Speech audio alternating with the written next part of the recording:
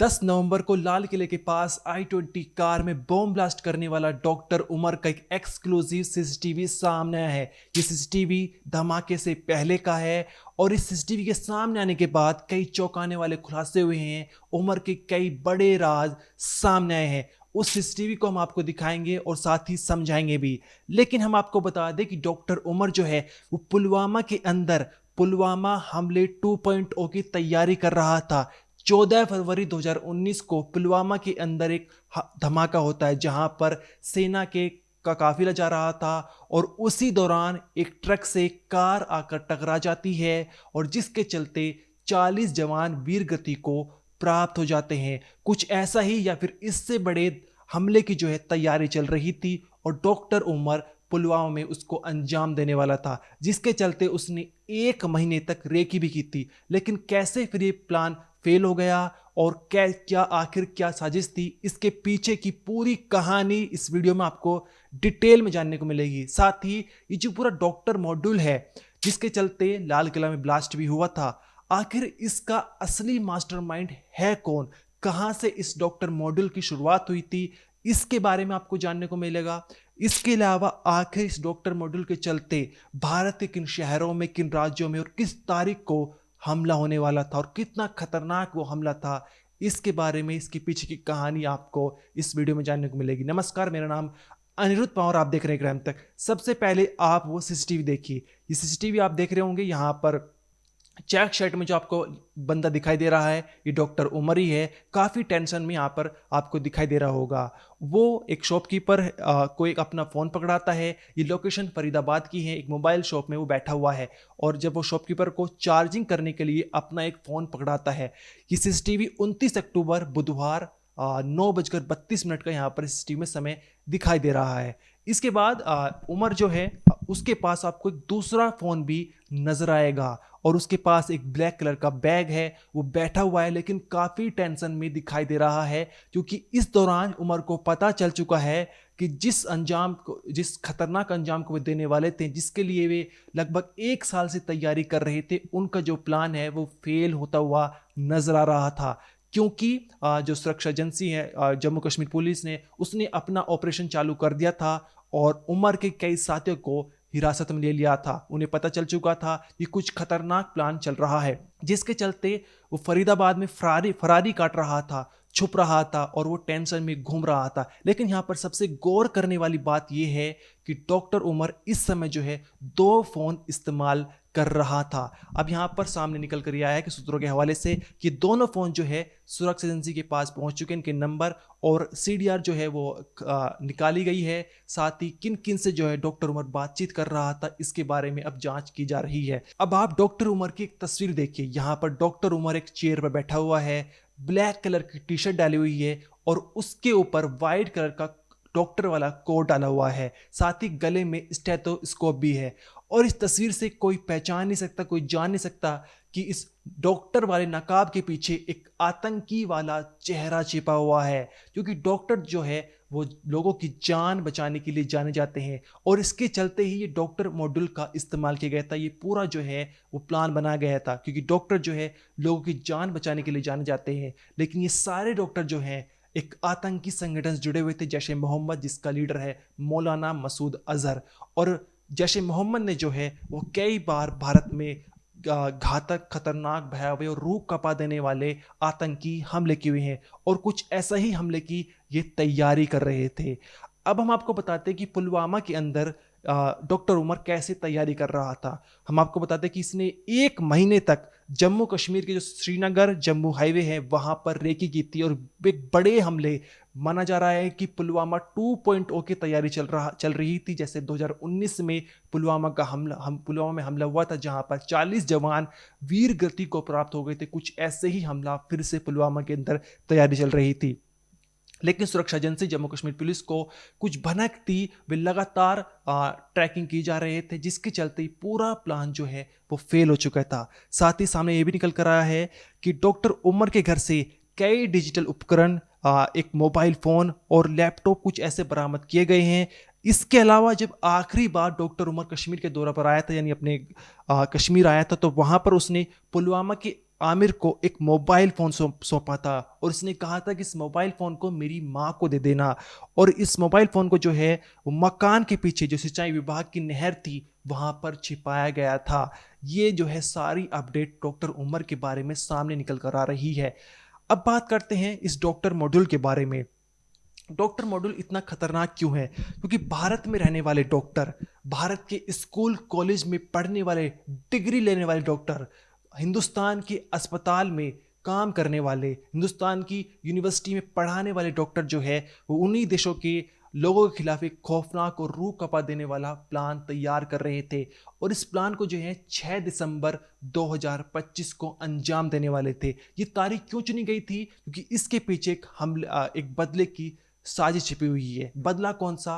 आपको बता दें कि 6 दिसंबर 1992 को बाबरी मस्जिद जो है उसका विध्वंस हुआ था और उसके जो है बदले की आग वहाँ पाकिस्तान में बैठे लोगों के दिल में पनप रही थी। और उसके चलते उन्होंने जो है भारत में रहने वाले कुछ डॉक्टरों का ब्रेन वॉश किया गया मौलाना के द्वारा। जो मौलाना तीसरी पाँचवीं कक्षा तक पढ़े हुए हैं, वे डिग्री लेने वाले MBS जिनके पास डिग्री है उनका ब्रेन वॉश करते हैं। और सबसे हैरान करने वाली बात यह है कि इतने पढ़े लिखे डॉक्टर जो है इनकी बातों में आ भी जाते हैं मौलाना की।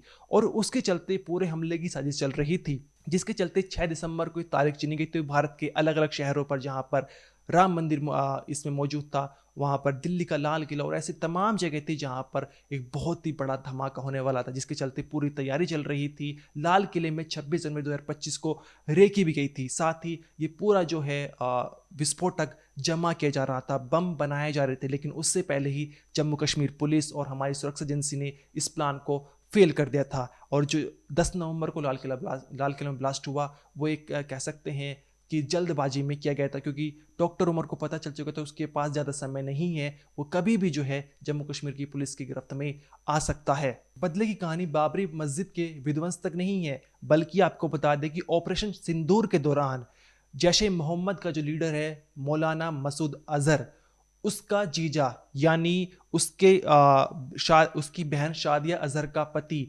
मारा गया था, जिसके चलते शादिया अजहर और मौलाना मसूद अजहर के अंदर जो है बदले की आग पनप रही थी।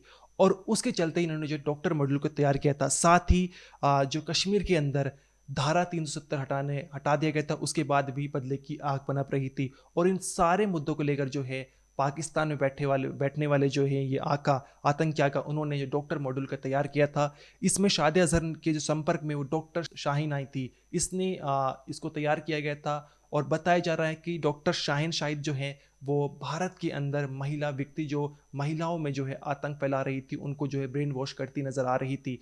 और इसके चलते हैं ये डॉक्टर शाहीन शाहिद से फिर सारे डॉक्टर जुड़ते गए, जिसमें मुजम्मिल शकील अहमद, डॉक्टर उमर, तमाम डॉक्टर हैं जिनकी आप तस्वीरें देख भी सकते हैं। ये सारे डॉक्टर जो हैं ये जुड़ते हैं और एक बहुत ही घातक हमले की तैयारी करते हैं। लेकिन इस मामले में जब ये पूरा प्लान फेल हो गया तो भारतीय सरकार, भारतीय सेना ने जो है उमर के खिलाफ एक कड़ा एक्शन लिया है। उसके घर पर जो है ध्वस्त कर दिया गया, ब्लास्ट में उसको ध्वस्त कर देगा, आप उसकी तस्वीरें भी देख सकते हैं। और एक तीखा जो है जवाब दिया गया है कि अगर कोई भी टेररिज्म में पाया गया तो उसके खिलाफ ऐसा ही जो है कड़ा कदम अपनाया जाएगा। साथ ही जो उनका परिवार है उसको भी घर को ध्वस्त कर दिया जाएगा।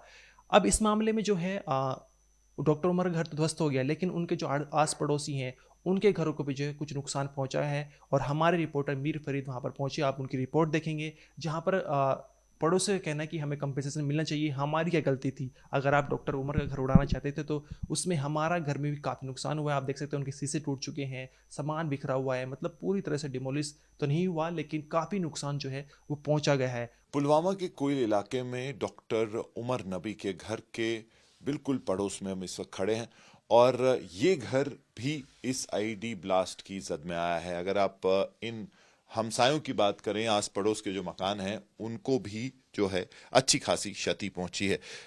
इधर अगर आप देखें तो शीशे सारे जो मकान की खिड़कियां हैं टूट गए हैं और ये जो इनके नेबर्स थे उनका किचन है और जैसे आप देख सकते हैं कि तबाही बहुत भयंकर हुई है। तो इससे अंदाजा लगाया जा सकता है कि कितना पावरफुल ये धमाका था, कितना शक्तिशाली था। और जब एक्सप्लोजिव्स कहीं फटते हैं, आईडी ब्लास्ट होता है तो नुकसान आसपास भी जरूर होता है। तो यहाँ भी वही हुआ है और आसपास के जो घर हैं उनको अच्छा खासा डैमेज हुआ है। ये आप देख सकते हैं, ये इनका किचन था और किचन का जो ब्लास्ट हुआ है उसका सीधा इम्पैक्ट यहाँ पे है। बर्तन सब तरफ बिखरे हुए हैं, चीज़ें टूटी हुई हैं, खिड़कियाँ टूटी हुई हैं और जो इनफैक्ट जो पीछे का हिस्सा भी आप देख सकते हैं, ये खिड़की टूटी हुई है। साथ वाले मकान में, मुजफ्फर को बोलूँगा, साथ वाले मकान की भी खिड़कियाँ टूटी हैं। तो न सिर्फ उमर नबी का मकान जो है इसमें डैमेज हुआ है, बल्कि जो नेबर्स हैं उनका मकान भी जो है, और पीछे से आप जो है रोने धोने की आवाज़ें भी सुन रहे होंगे। तो साफ तौर पे अब सरकार को देखना होगा कि जहां उन्होंने इम्यूनिटी एक्शन लिया है, लेकिन जो हमसाए हैं जिनका इसमें कोई रोल नहीं है, जिनका कोई कसूर नहीं है, तो वो बिना वजह जो है इसमें ना पिसे जाएं और अगर उनको नुकसान हुआ है तो उनको जो है कॉम्पनसेट किया जाए या फिर जो उनकी प्रॉपर्टीज़ हैं उनको रेस्टोर किया जाए। तो ये पुलवामा का कोई इलाका जहां रात में डॉक्टर उमर नबी, जो कि रेड फोर्ट बॉम्बर हैं और इस पूरी आतंकी साजिश के सरगना माने जाते हैं, उनका घर जो है उड़ा दिया गया है। और पहलगाम के पैटर्न, पहलगाम अटैक के बाद जैसे जो एक पनिशमेंट और एक एग्जाम्पलरी पनिशमेंट की बात हुई थी, उसी को उस पॉलिसी को आगे ले जाया जा रहा है। अगर केंद्र सरकार, गृह मंत्रालय की बात करें, और यहाँ भी जो है वैसा ही एक्शन लिया गया है। और इधर से मैं आपको दिखाऊंगा, ये उमर नबी का घर है और ये बिल्कुल उनके साथ जो उनके पड़ोसी हैं, हम उनके घर में इस वक्त हैं। तो घर में जब ये धमाका हुआ तो साफ तौर पे जो आसपास के रेडियस के मकान थे उनको भी जो है काफ़ी क्षति पहुंचे से आप देख सकते हैं। इससे समझ आएगा क्या इंटेंसिटी थी, क्योंकि जब धमाका हुआ है तो जो खिड़कियां हैं उखड़ के बाहर आ गई हैं। शीशे तो टूट ही जाएंगे, लेकिन खिड़कियां तक जो हैं बिल्कुल उस फोर्स से, वो जो एक लहर, एक फोर्स की उठती है एक धमाके में, उससे बिल्कुल ये खिड़कियां भी तबाह हो गई हैं। तो तबाही के मंजर, और जहां सरकार ने जो नो टॉलरेंस पॉलिसी है वो भी यहाँ दिखाई है कि अगर आप आतंकी गतिविधि या ऐसे किसी हमले में मुलव्वस हैं तो आपको बख्शा नहीं जाएगा, आपका मकान भी जो है वो भी बख्शा नहीं जाएगा। लेकिन इसमें जो हमसाए हैं जिनका कोई कसूर नहीं है, आसपास के लोग हैं, वो भी ध्यान रखना पड़ेगा सरकार को कि इनको जो है कॉम्पनसेट किया जाए और इनकी जो प्रॉपर्टीज़ हैं इस धमाके में जो उनको नुकसान पहुंचा है उसका रेस्टोरेशन किया जाए।